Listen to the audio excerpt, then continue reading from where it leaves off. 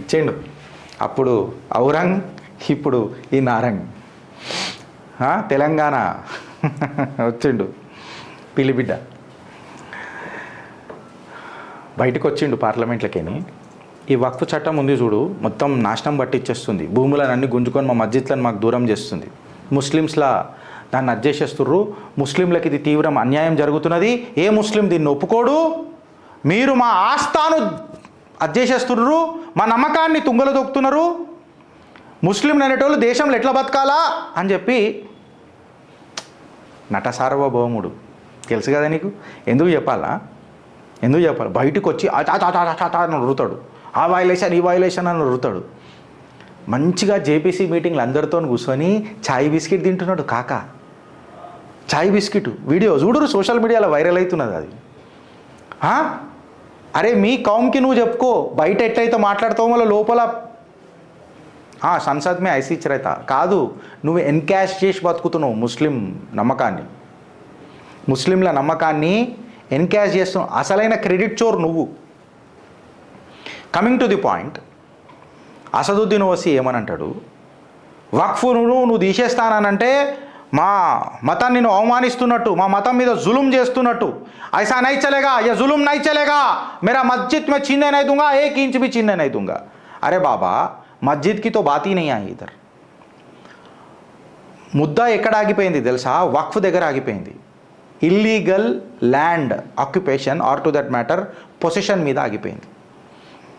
ఈ మాట ఎందుకు ఆగిపోయింది అని చెప్పి నువ్వు మాట్లాడితే, ఎప్పుడైతే ఒక చట్టాన్ని తీసుకొని వచ్చి వక్ఫ్ని మేము అమెండ్మెంట్ చేస్తాము అని అంటే నీకు ఇంత పైజామా దడిచిపోతున్నది, మళ్ళా ఒక చట్టాన్ని తీసుకొని వచ్చి నువ్వు నా దేవాలయాల మీద కన్నేసినప్పుడు, లేదా ఇదే చట్టం తీసుకొని వచ్చి నా హిందూ సోదరుల ఇండ్ల మీద, జాగల మీద, భూముల మీద కన్నేసి రాసి రంపాన పెట్టినప్పుడు, లేదా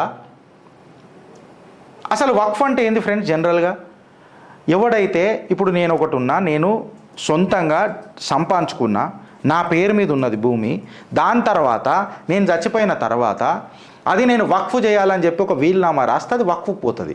బట్ కండిషన్ ఏందిడా? ఖచ్చితంగా అది నా భూమి అయి ఉండాలా, నా పేరు మీద అయి ఉండాలా.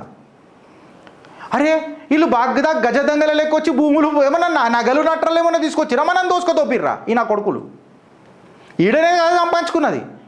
నువ్వు ఆడ తాత మీ ముత్తాతల మీ అమ్మమ్మోళ్ళ ఇంటికైనా మన తెచ్చిన అవరా, నాకు అర్థం కాదు. కానీ నువ్వు కన్వర్ట్ అయినోడికి నీకే ఇంత ఉంటే, ఈడ ఉట్టి ఈడ పెరిగి భారత మాతాకి చేయన్న వాళ్ళం మాకెంత ఉండాలరా? ఇవాళ మా హక్కుల గురించి నేను మాట్లాడుతున్నా, చట్టాల గురించి మాట్లాడుతున్నా. మీరు చట్టాలను చుట్టాలు చేసుకున్న చిట్టా మేము ఇప్పుతున్నాం. Conditions 3 direct friends. భూమి పేరు మీద ఉండాలా, దాని మీద ఆయన హక్కు ఉండాలా, ఆ హక్కు మీద వీల్నామా ఇచ్చి వక్ఫ్ చేస్తే అప్పుడు వస్తుంది అది. ఈడ ఎవడు ఆస్తా పోయింది? ఆస్తా అని చెప్పి నువ్వు ఇప్పుడు మాట్లాడినప్పుడు, నా దేవాలయాలను నువ్వు గెలికినప్పుడు, లేదా నా భూములను నువ్వు గెలికినప్పుడు మా నమ్మకం దెబ్బతీయలేదా? మా చట్టాలను నువ్వు వ్యతిరేకించలేదా?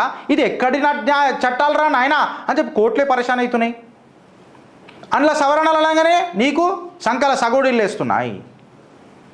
ఇలా దానికి సరిహద్దులు పెడతామని చూస్తున్నావు. మళ్ళీ జేపీసీ మీటింగ్లో ఈకపక్కలు కితకితలు నీవి నవ్వులు ఉంటేనే నీ ముఖం చూడబుద్ది కాదు, ఇంకా నవ్వుతానైతే ఎట్లుంటుందిరా నాయన నీ ముఖం. ఫ్రెండ్స్, న్యాయం, ధర్మం హిందువుకి దొరకడు చాలా దూరం. ఇంకా న్యాయం దొరికితే చాలని అనుకుంటున్నాడు హిందూ అనేటోడు. ధర్మం చాలా దూరం మాట. చట్టాలు కాన్సన్ట్రేట్ చెయ్యండ్రి, చదువుండ్రి, 1-2 గంటలు వారానికి తీయండ్రి అని చెప్పి నేను రోజు అందుకనే చెప్తున్నా.